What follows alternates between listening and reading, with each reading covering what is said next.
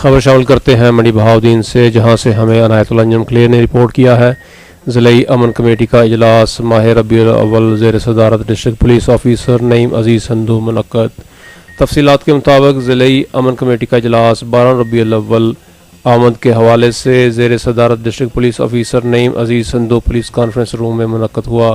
اس موقع پر چیئرمین متحدہ علماء پنجاب بورڈ صاحبزادہ حامد رزاق کی اجلاس میں ضلعی امن کمیٹی سمیت دیگر مکاتب فکر کے علماء نے شرکت کی۔ اجلاس میں 12 ربیع الاول کو روایتی مذہبی عقیدت و احترام جوش و جذبہ کے ساتھ منانے، جلسے جلوسوں کی سیکورٹی، قیام امن کے لیے اقدامات سمیت مختلف امور پر تبادلہ خیال کیا گیا۔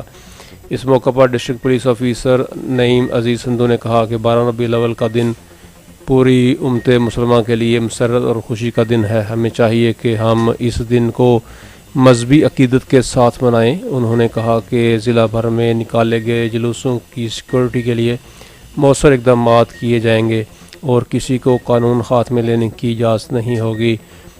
ضلعی امن کمیٹی کے ممبران نے 12 ربیع الاول کے حوالے سے چراغاں، جلسے جلوسوں کے مقامات پر روشنی ڈالی۔